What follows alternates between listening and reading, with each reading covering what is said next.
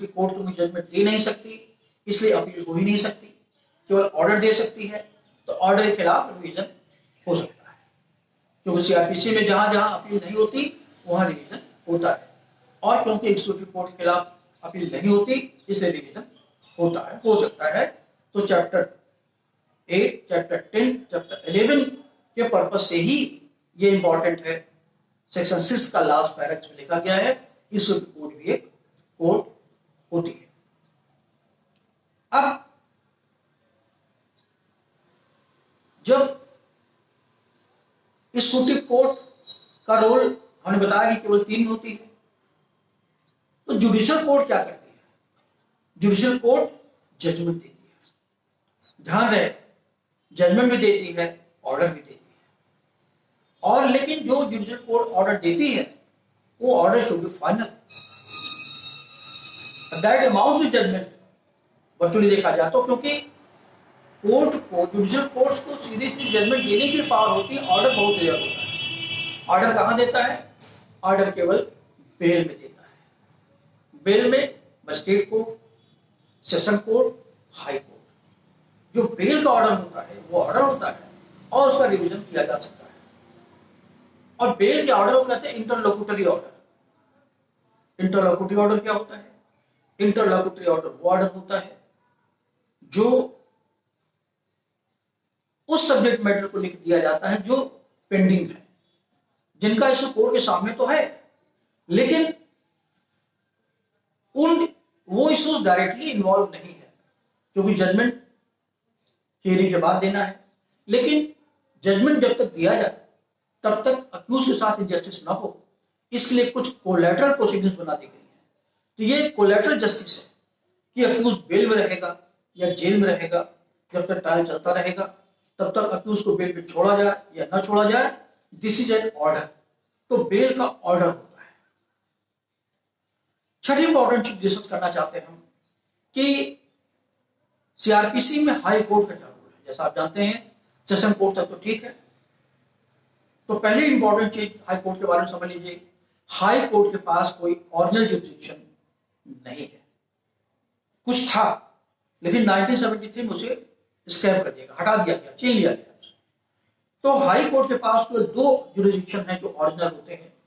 पहला तो यह है जब सुप्रीम कोर्ट किसी मैटर को ट्रांसफर करता है किसी हाई कोर्ट को, किसी और कोर्ट से हाई कोर्ट ट्रांसफर कर दे या सबऑर्डिनेट कोर्ट ट्रांसफर कर दे, तो हाई कोर्ट को जब मैटर ट्रांसफर होता है तो हाई कोर्ट के पास उस पर ऑरिजिनल जुरिडिक्शन हो जाता है।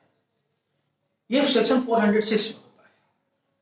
दूसरा, या हाई कोर्ट खुद ही ट्रांसफर कर ले अपने को, कोई मैटर सबऑर्डिनेट कोर्ट में है, हाई कोर्ट को लगता है कि नहीं ठीक से हियरिंग नहीं हो पाएगी, जस्टिस नहीं हो पाएगी, तो उस मैटर को ऑर्डर कर सकती है हाई कोर्ट अपने कोर्ट में लाने के लिए, मैटर को खुद सुनेंगे। तो एक तरीका तो हुआ ऑरिजिनल जुरिडिक्शन का, सेक्शन 406, 407, और दूसरा जुरिडिक्शन हाई कोर्ट के पास मौलिक है वो है section 482, inherent power of the court.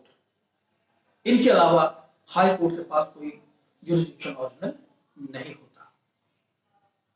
अब 7वां या 8वां पॉइंट जो हम डिस्कस कर सकते हैं यह है कि हाई कोर्ट तो कॉन्स्टिट्यूशनल कोर्ट है। आर्टिकल 226, 227 में कॉन्स्टिट्यूशन में इसका वैलिडेशन किया गया है। रिट पिटीशन हो, चाहे supreme of the lower courts हो, सबऑर्डिनेट कोर्ट्स हो। अब ये क्या ये सेशन कोर्ट का भाई भी है?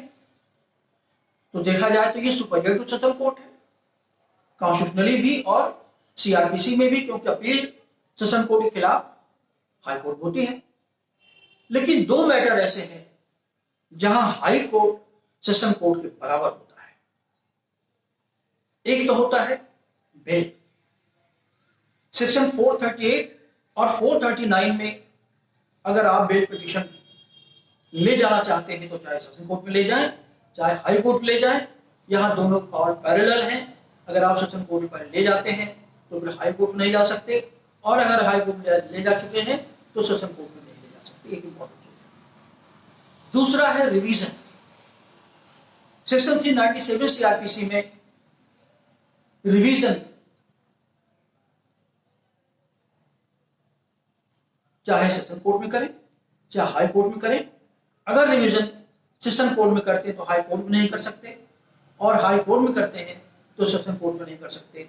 ये दोनों की ओवरलैपिंग पावर है। इन दोनों पावर के अलावा, इसका मतलब इन दो अफेयर्स में, एक तो रिवीजन दूसरा बेल, हाई कोर्ट और सेशन कोर्ट कंकरेंट हो जाते हैं, कंकरेंट पावर हो जाती है, दोनों में बदल उड़ा जाती है। हाई कोर्ट सुपीरियर यहां नहीं रह जाता, बराबर हो जाता है। इनके अलावा अदर मैटर्स में हाई कोर्ट हमेशा सुपीरियर होता है, क्योंकि हाई कोर्ट एक कॉन्स्टिट्यूशनल कोर्ट है। चाहे अपील का मैटर हो चाहे रेट में तो होता ही है, क्योंकि आर्टिकल 226 और 227 को लेकर के।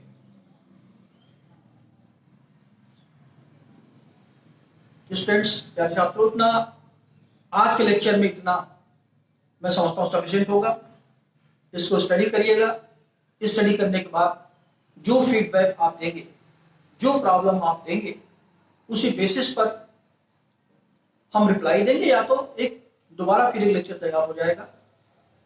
हमारा ईमेल एड्रेस है dr.satischandra02@gmail.com। तो आप अपनी प्रॉब्लम को हमारे ईमेल पर डाल देंगे, या अगर सीआरपीसी लेक्चर सीरीज में कुछ स्पेसिफिक टॉपिक चूज करते हैं, आप सुनना चाहते हैं, उसके लिए अलग से हम लेक्चर डिलीवर कर सकते हैं। धन्यवाद।